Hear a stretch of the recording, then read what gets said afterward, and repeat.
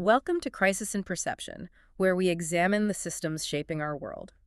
And today we are conducting a kind of forensic audit of the spiritual search. We are stripping away the incense, the romance, the literary prestige to look at the actual mechanics of seeking. Right. Our subject is Siddhartha by Hermann Hesse. And I think we need to drop the disclaimer immediately just so everyone is on the same page. This is not a book review. No, definitely not. If you are here for a discussion on Hesse's use of lyrical prose or the historical context of his writing, you are in the wrong place. We aren't doing a literary critique for this deep dive. Books, for us, are just entry points. Correct. We are defining this analysis purely through a systems-level institutional lens.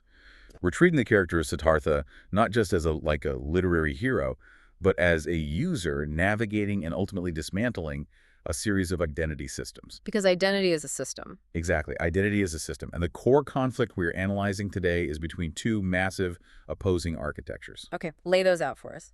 On one side, you have the spiritual authority system. This encompasses the Brahmins, the Samanas, and even the Buddha's monastic order. This system is structured entirely around external teachings, renunciation practices, and the doctrinal transmission of knowledge. It's very top-down, very hierarchical. It is. And we're contrasting that with a counter system, which is experiential self-realization. This is grounded in lived awareness, unity, the river. It's a bottom-up, peer-to-peer model of reality. So, as a roadmap for everyone listening, we are going to break this down using our standard analytical framework. We're going to look at the design, the incentives, the outcomes, the persistence, and the interconnection of these systems. Which brings us right into phase one, the design, the algorithm of spiritual authority. Yeah, let's look at Siddhartha's factory settings, so to speak. To understand how this machine works, you have to look at the inputs.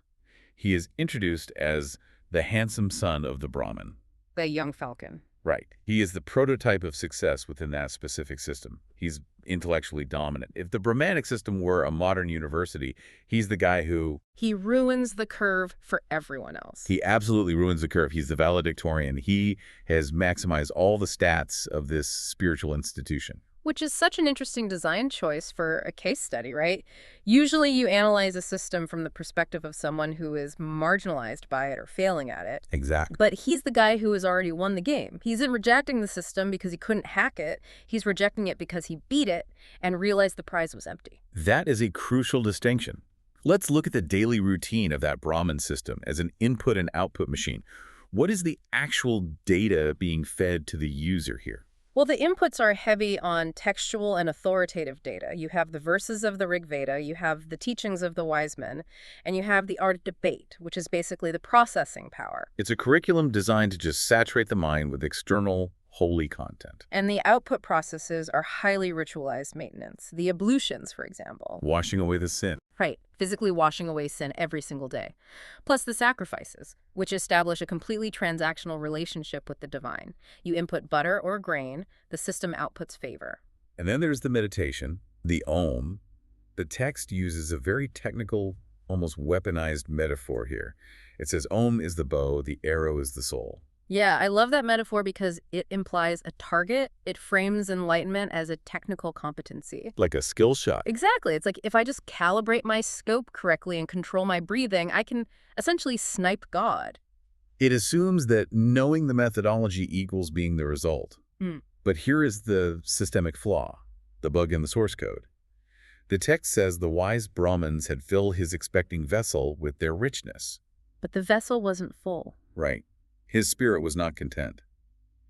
That vessel metaphor exposes the fundamental assumption of this design. It assumes wisdom is a commodity, like a liquid that can be poured from the teacher's container into the student's container. Siddhartha is overflowing with the information, but he is totally empty of the transformation. He realizes that having the map is not the same as standing in the territory. And he sees the ultimate proof of this system failure in the system administrator himself. His father. His father. This is devastating analysis. Siddhartha looks at his dad, who's the pure one, the learned one, the absolute pinnacle of this hierarchy. And what does he actually see? He sees a thirsty man. His father has to wash off sins every single day. From a systems perspective, if your cleaning protocol requires re-execution every 24 hours until you die, the protocol isn't fixing the root cause. Right. It's symptom management. If your laundry machine actually worked, you wouldn't need to wash the same shirt every hour. The father is drinking from a saltwater source. The more doctrine he consumes, the thirstier he gets. The system is designed to create a dependency loop, not liberation. It's a retention model. It really is. You sell the cure, but the cure is just a treatment plan that requires a daily subscription renewal.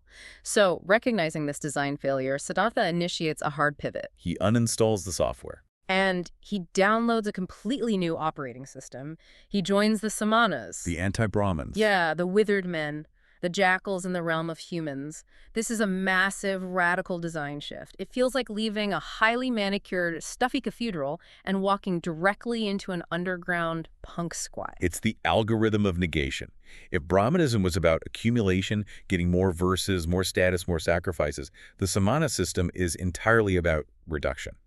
Ascetic denial. The method is brutal. The text literally says the goal is to become empty of thirst, empty of wishing, empty of dreams. It's an aggressive stripping away of the human operating system. They use intense physiological hacks, holding the breath until the heart rate plummets, standing naked in the freezing rain until the nervous system goes numb. We'd call that extreme biohacking today. Totally. It's dissociation as a structured pathway toward truth. And the psychological projection is intense. Siddhartha practices projecting his consciousness into a heron, feeling the hunger of the bird. Then he becomes a dead jackal. Simulating his own decomposition. Right. He lies in the dirt, bloating, stinking, feeling the hyenas tear him apart. But why? What is the systemic utility of simulating your own rotting corpse? The hypothesis of the Samana system is that the ego, the self, is an interference pattern. It's blocking the pure signal of the Atman.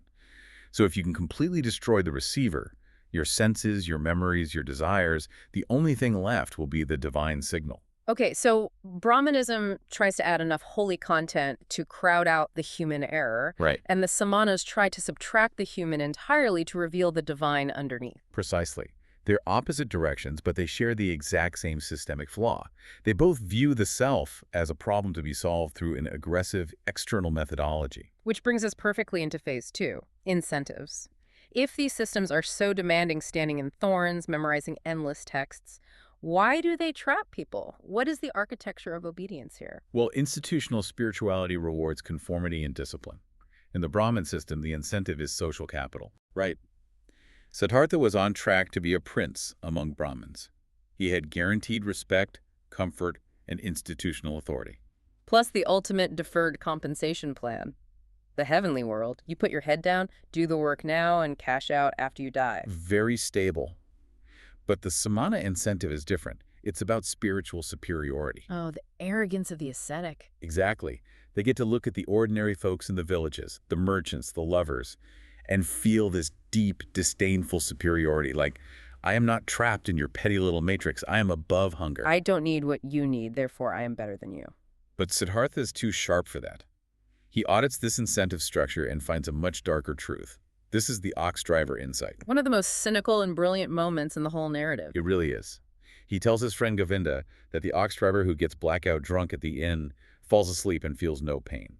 He has successfully escaped himself. And Siddhartha argues that he and Govinda, with all their fasting and meditation, are doing the exact same thing. They are just using breath control instead of rice wine. The incentive isn't enlightenment.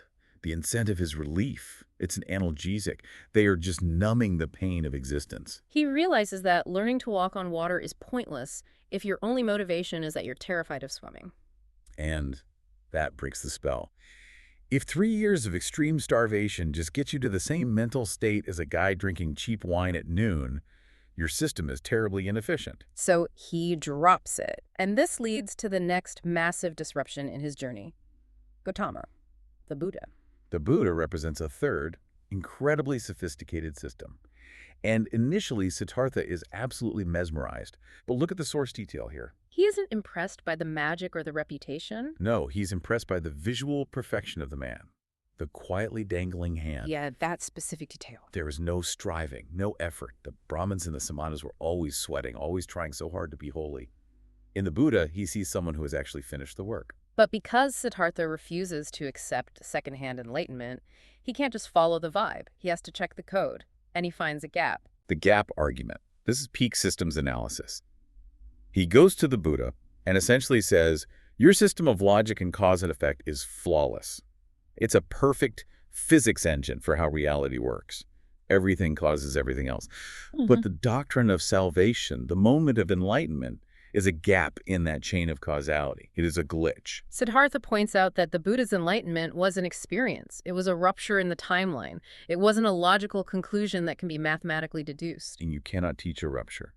You can teach a doctrine, you can teach the behavioral rules for a monastic order, Mm. but you cannot transmit the spark of unity. The map is not the territory. Gautama has drawn a perfect map, but Siddhartha realizes he needs to walk the actual terrain. Which causes the great divergence between him and Govinda. This highlights the ultimate incentive clash. Govinda chooses safety. He wants the yellow robe, he wants the clear rules, he wants the refuge of an institution that will tell him exactly what to do. He wants the syllabus. If I do A, B, and C, I'll get D-Berry. Right. But Siddhartha chooses the risk of the unknown. He walks away from the most perfect teacher in history because he realizes that institutional spirituality fundamentally incentivizes the collection of teachings, not the lived experience. He refuses to cosplay enlightenment. I love that phrasing. So Govinda shaves his head and joins the institution, and Siddhartha walks off into the material world. Which brings us to phase 3, outcomes. Let's look at the structural failures of both these paths. We have our two control subjects now. Exactly. Let's track Govinda first, the outcome of rigidity. Govinda becomes a shadow. Every time we see him for the rest of his life, he is a follower. He moves from the Brahman system to the Samana system to the Buddha system. He adheres rigidly to external teachings, and the outcome is spiritual imitation rather than realization. He's a bureaucrat of the soul. He is always one step behind. Even years later, when he physically runs into Siddhartha, he doesn't recognize him. Because he's scanning the environment for a monk in a robe. He has totally outsourced his perception to the institution. He only sees what the doctrine permits him to see. Meanwhile, Siddhartha leans into the outcome of immersion. He decides, okay, if I can't find reality in ascetic withdrawal, I'm going to find it in total sensual immersion. He literally wakes up, looks around, and says, blue is blue, river is river. He stops trying to look behind reality to find a hidden meaning and starts looking directly at it. He enters the world of what he calls the childlike people. He engages with two new systems. First, Kamala, which is the system of love. But it's not romantic in a Disney sense. It's highly technical. It's a craft. She teaches him that love is a game with 30 or 40 specific moves, and it is fiercely transactional. She tells him right away, no money, no nice clothes, no gifts, then no Kamala. It's an interface he has to learn. And he approaches it as a domain to master. And to fund that, he enters the system of Kamaswami, the system of capitalism and commerce. Kamaswami is an incredible character study. He is the merchant. Greedy, cautious, constantly worried. Kamaswami is a man completely consumed by the system he thinks he runs. If prices drop, he is emotionally ruined. If they rise, he's anxious about selling too soon. He has outsourced his nervous system to the market. Totally. Now, initially, Siddhartha just dominates the system. He hacks it completely. Because he uses his samana tech stack in the boardroom. He tells Kamaswami his skills are, I can think, I can wait, I can fast. Which makes him basically invincible in business. Right. Think about it. I can think means he has strategic clarity, unclouded by panic. I can wait means he has zero time preference. He is completely patient. But the killer app is I can fast. Yes, because if you can fast, you have absolutely no fear of starvation, which means you have ultimate walking away power. He treats business as a game. When a deal falls through and Kamaswami is pulling his hair out, Siddhartha just laughs. He has complete detachment. He's the ultimate negotiator because he genuinely does not care about the outcome. But, and here is the system's warning, you cannot play a game forever without the game starting to play you. We start to see the feedback loop of degradation. The slow rot. The text uses this great metaphor of a potter's wheel gradually slowing down or moisture creeping into a dying tree trunk. Siddhartha slowly loses his samana heart. The detachment turns into envy. He watches the childlike people crying over a lost coin or getting thrilled over a new hat, and he starts to envy their ability to actually care. He's been an observer for so long, he just wants to feel something, anything. And this leads him directly into the material trap, the gambling addiction. We have to analyze the gambling not just as a bad financial habit, but as a total systems failure. A biochemical issue. Yeah. Siddhartha is spiritually numb. The business world is too easy, the luxury is boring, so he needs variance. He needs high stakes to feel his pulse. The text says he loved that terrible and petrifying fear of losing. The loop is fascinating. Fear of loss generates high tension. The throw of the dice is the climax. And then comes either relief or explosive anger. And that anger is the only proof he has left that he's alive. He is literally paying tens of thousands of coins just to jumpstart his own dopamine receptors because they are completely fried from material saturation. It's the cycle of material desire as a self-reinforcing trap. Desire leads to consumption. Consumption leads to adaptation.